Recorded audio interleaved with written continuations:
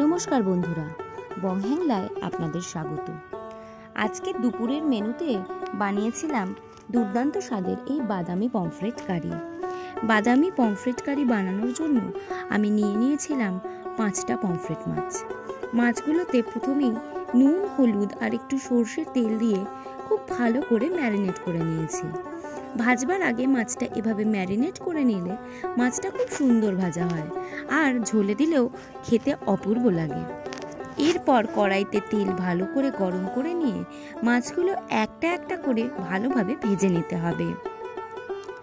মাছের ঝোল বা কারি জাতীয় কিছু বানালে আমি সাধারণত মাছ হালকাই ভাজি, কারণ মাছ কড়া ভাজা হয়ে গেলে মাছের ভিতরে ঝোলটা ঠিকমতো ঢোকে না আর মাছটাও জুসি লাগে না। মাছের দুপিঠ খুব ভালো করে ভাজা হয়ে গেলে মাছটা খুব আস্তে আস্তে একটা পাত্রে তুলে নিতে হবে। খেয়াল রাখতে হবে এ সময় যেন মাছ ভেঙে না যায়, কারণ পমফ্রেট মাছ খুব নরম হয়। মাছগুলো ভাজা হয়ে যাওয়ার পর বানিয়ে নিয়েছি কারির মশলাটা। মিক্সার জারে কিছুটা চিনেবাদাম, 3 চামচ আদা বাটা, 1 চামচ পোস্ত, 2-3টে কাঁচা লঙ্কা আর 1.5 চামচ জিরে গুঁড়ো। তারপরে পরিমাণ মতো অল্প জল দিয়ে মশলাটা খুব ভালো করে স্মুথ করে ব্লেন্ড করে নিতে হবে। মশলা ব্লেন্ড করা হয়ে গেলে কড়াইয়ে তেল গরম করে ফোড়নে দিয়ে দিয়েছি একটু সাদা জিরে আর গোটা গরম মশলা। আমি এখানে শুধু ছোট এলাচ আর দারচিনি ব্যবহার করেছি। ফোড়ন থেকে খুব সুন্দর একটা গন্ধ বের হয়ে আসার পর ওই বেটে রাখা মশলাটা দিয়ে দিতে হবে। ওভেনের ফ্লেমটা এক্ষেত্রে আমি লোই রেখেছিলাম, কারণ বাদাম তাড়াতাড়ি কড়াইয়ের গায়ে লেগে যায় আর তাতে স্বাদটাও ভালো হয় না। এরপর অ্যাড করেছি স্বাদ মতো নুন, হলুদ আর কাশ্মীরি লঙ্কার গুঁড়ো। আমি কাশ্মীরি লঙ্কার গুঁড়োটাই অ্যাড করে থাকি রঙের জন্য।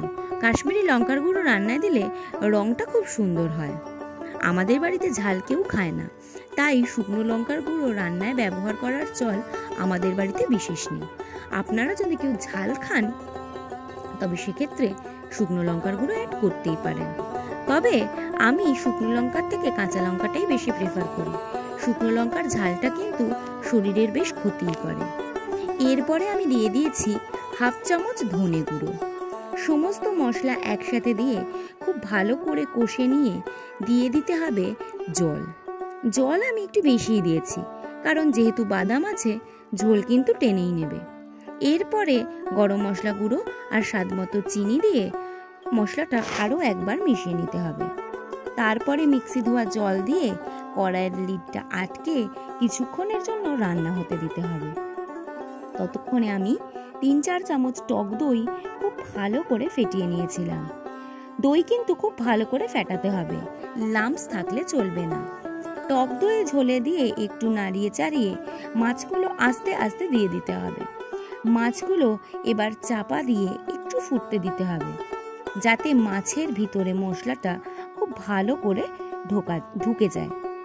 এরপর হালকা আঁচে কিছুক্ষণ রান্নাটা হতে দিতে হবে। রান্নাটা হয়ে ঝোলটা যখন একটু মরে আসবে তখন ওভেন অফ করে ওপর থেকে কিছুটা গরম মশলা ছড়িয়ে গরম গরম সার্ভ করুন। তাতেই দেখবেন জমে গেছে দুপুরের খাওয়া। ধন্যবাদ।